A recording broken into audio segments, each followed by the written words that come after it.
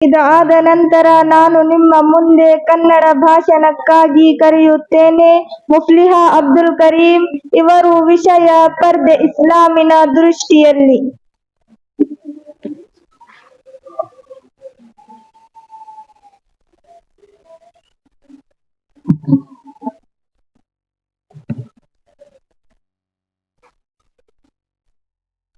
ಅಸ್ಸಲಾಮು ಅಲೈಕುಂ ವರಹಮತುಲ್ಲಾಹಿ ವಬರಕಾತುಹು.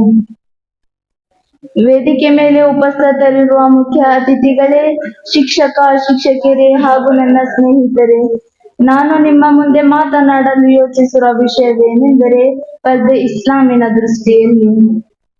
ನಮ್ಮ ಇಸ್ಲಾಂ ಧರ್ಮದಲ್ಲಿ ಮಹಿಳೆಯರ ದೊಡ್ಡ ಮಹತ್ವವಿದೆ. ಜಾಹಿಲಿಯತ್ ಕಾಲದಲ್ಲಿ ಮಹಿಳೆಯರಿಗೆ ಯಾವುದೇ ವಿಧದ ಮಹತ್ವವಿರಲಿಲ್ಲ. ಇವರನ್ನು ಕೇವಲ ಉಪಯೋಗಿಸಿಕೊಳ್ಳಲಾಗುತ್ತಿತ್ತು. ಆದರೆ ನಮ್ಮ ಪ್ರವಾದಿ ಮೊಹಮ್ಮದ್ ಸಲ್ಲಲ್ಲಾಹು ಅಲೈಹಿ ವಸಲ್ಲಂ ರವರು ಬಂದ ನಂತರ ಅವರನ್ನು ಗೌರವಿಸಲಾಯಿತು. ಜಾಹಿಲಿಯ ಕಾಲದಲ್ಲಿ ಹೆಣ್ಣಿನ ಅಸ್ತಿತ್ವವನ್ನು ಅವಮಾನಕರವೆಂದು ಪರಿಗಣಿಸಲಾಗಿದೆ ಮತ್ತು ಅವಳನ್ನು ಜೀವಂತವಾಗಿ ಸಮಾಧಿ ಮಾಡಲಾಯಿತು. ಅಲ್ಲಾಹನು ಹೇಳಿದನು, ವಇದಾ ಬುಶ್ಶಿರ ಅಹದುಹುಂ ಬಿಲ್ ಉನ್ಸಾ ظل وجهه مسودا وهو كظيم. ಸೂರತುನ್ ನಹಲ್ ಆಯತಿನ ಸಂಖ್ಯೆ 58. ಇವರ ಪೈಕಿ ಯಾರಿಗಾದರೂ ಅವರ ಮನೆಯಲ್ಲಿ ಹೆಣ್ಣು ಮಗಳು ಹುಟ್ಟಿದರೆ ಅವನ ಮುಖ ಕೆಳಗೊಂಡು ಹೋಗುತ್ತಿತ್ತು ಮತ್ತು ಅವನು ಸಿಹಿ ಮಿಡಿಗೊಳ್ಳುತ್ತಾನೆ. ಈ ಸೂಕ್ತದಲ್ಲಿ ಅಲ್ಲಾಹ್ ತಬಾರಕ ವ ತಆಲಾ ಮೊದಲನೆಯ ಕಾಲದ ಜನರ ಬಗ್ಗೆ ಹೇಳಿದ್ದಾನೆ.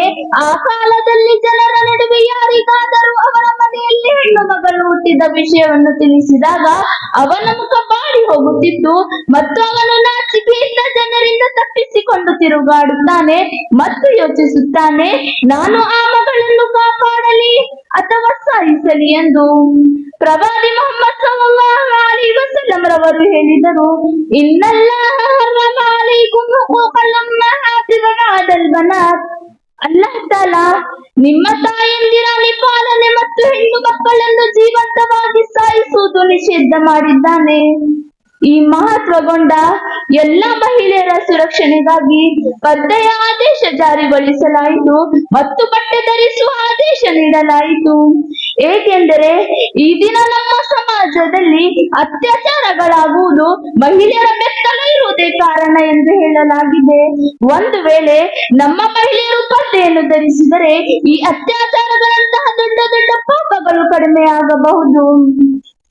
ಆದ್ದರಿಂದ ನಮ್ಮೆಲ್ಲ ಪುರುಷರಿಗೆ ಬೇಕಾಗಿದೆ, ಅವರು ಮಹಿಳೆಯರನ್ನು ಕೆಟ್ಟ ದೃಷ್ಟಿಯಿಂದ ನೋಡಬಾರದು ಮತ್ತು ಎಲ್ಲಾ ಮಹಿಳೆಯರ ಮೇಲೆ ಕಡ್ಡಾಯವಾಗಿ ಬಟ್ಟೆಯನ್ನು ಧರಿಸಿ ಸಂಪೂರ್ಣವಾಗಿ ದೇಹವನ್ನು ಮುಚ್ಚಬೇಕು ಮತ್ತು ಪುರುಷರಿಂದ ತಮ್ಮ ಶರೀರವನ್ನು ಕಾಪಾಡಿಕೊಳ್ಳಬೇಕು. ಮಾನ್ಯರೇ, ಒಂದು ವೇಳೆ ನೀವು ಪ್ರವಾದಿ ಮೊಹಮ್ಮದ್ ಸಲ್ಲಲ್ಲಾಹು ಅಲೈಹಿ ವಸಲ್ಲಂ ರವರ ಚರಿತ್ರೆ ನೋಡಿದರೆ ಅಥವಾ ಓದಿದರೆ ತಿಳಿಯುತ್ತದೆ ಆ ಕಾಲದಲ್ಲಿ ಪರ್ದೆ ಮಾಡುವುದು ಎಷ್ಟು ಕಡ್ಡಾಯವೆಂದು. ನಮ್ಮ ಪ್ರವಾದಿಯ ಹೆಂಡತಿಯ ಬಗ್ಗೆ ಬರುತ್ತದೆ, ಇವರು ಯಾವಾಗಲೂ ತಮ್ಮ ಶರೀರವನ್ನು ಬಟ್ಟೆಯನ್ನು ಧರಿಸಿ ರಕ್ಷಿಸುತ್ತಿದ್ದರು. ಇವರನ್ನು ಯಾವುದೇ ವಿದ್ವಾಂಸರು ನೋಡಿರಲಿಲ್ಲ. ಇಫ್ಕ್ ಕಡೆಯಿಂದ ಬರುತ್ತದೆ, ಹಜರತ್ ಆಯಿಷಾ ರದಿಯಲ್ಲಾಹು ಅನ್ಹಾ ರವರು ಹೇಳಿದರು, ಸಫ್ವಾನ್ ರದಿಯಲ್ಲಾಹು ಅನ್ಹು ರವರು ನನಗೆ ಪರ್ದೆಯ ಬಹಿರಂಗ ಪಡೆಯುವ ಮುನ್ನ ನೋಡಿ ಇನ್ನ ಲಿಲ್ಲಾಹಿ ವ ಇನ್ನ ಇಲೈಹಿ ರಾಜಿಊನ್ ಎಂದರು. ತಕ್ಷಣ ನಾನು ಕಣ್ಣು ತೆರೆದು ಪರ್ದೆಯನ್ನು ಧರಿಸಿದೆ. ಬುಖಾರಿ. ಅಲ್ಲಾಹನು ಹೇಳಿದನು, ವಖರ್ನಾ ಫೀ ಬಯೂತಿಕುನ್ನ ವಲಾ ತಬರ್ರಜ್ನ ತಬರ್ರುಜಲ್ ಜಾಹಿಲಿಯ್ಯತಿಲ್ ಊಲಾ. ಸೂರತುಲ್ ಅಹ್ಜಾಬ್ ಆಯತಿನ ಸಂಖ್ಯೆ 33. ನೀವು ಜಾಹಿಲಿಯತ್ ಕಾಲದ ಮಹಿಳೆಯರಂತೆ ಸಿಂಗಾರವನ್ನು ಹೊರಗೆ ತೋರಿಸಬೇಡಿ.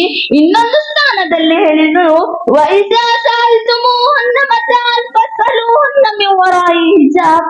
ಸೂರತುಲ್ ಅಹ್ಜಾಬ್ ಆಯತಿನ ಸಂಖ್ಯೆ 53. ಮಹಿಳೆಯರೇ, ನೀವು ಪುರುಷರಿಂದ ಯಾವುದಾದರೂ ವಸ್ತು ಪಡೆಯಬೇಕೆಂದರೆ ಪರ್ದೆಯಿಂದ ಪಡೆಯಿರಿ. ಸ್ನೇಹಿತರೆ, ಆದರೆ ತುಂಬಾ ದುಃಖದಿಂದ ಹೇಳಲಾಗುತ್ತದೆ, ಈ ದಿನ ನಮ್ಮ ಮಹಿಳೆಯರು ಎಂತಹ ಬಟ್ಟೆಯನ್ನು ಧರಿಸಿದ್ದಾರೆ. ನೋಡುವುದಕ್ಕೆ ಮಾತ್ರ ಅವರು ಬಟ್ಟೆಯನ್ನು ಧರಿಸಿದ್ದಾರೆ, ಆದರೆ ಪೂರ್ತಿ ಶರೀರವು ತೋರಿಸುತ್ತಾರೆ. ನಿಮಗೆ ಈ ಎಲ್ಲಾ ಸೂಕ್ತಗಳು ಮತ್ತು ಹದೀಸ್ಗಳಿಂದ ತಿಳಿಯುತ್ತದೆ, ಪುರುಷರು ಬೇರೆ ಮಹಿಳೆಯರನ್ನು ಮತ್ತು ಬೇರೆ ಮಹಿಳೆಯರನ್ನು ಪುರುಷರನ್ನು ನೋಡುವುದು ನಿಷೇಧಿಸಲಾಗಿದೆ. ಕೊನೆಯಲ್ಲಿ ನಾನು ಅಲ್ಲಾಹನ ಬಳಿ ಕೇಳಿಕೊಳ್ಳುವುದೇನೆಂದರೆ, ಓ ಅಲ್ಲಾ, ನಮ್ಮೆಲ್ಲ ಮಹಿಳೆಯರಿಗೂ ಪುರುಷರಿಂದ ಮತ್ತು ಎಲ್ಲಾ ಪುರುಷರಿಗೂ ಮಹಿಳೆಯರಿಂದ ಪದ್ಯ ಮಾಡುವ ತೌಫೀಕ್ ನೀಡು. ಆಮೀನ್ ಸುಮ್ಮ ಆಮೀನ್. ವಸ್ಸಲಾಮು ಅಲೈಕುಂ ವರಹಮತುಲ್ಲಾಹಿ ವಬರಕಾತುಹು.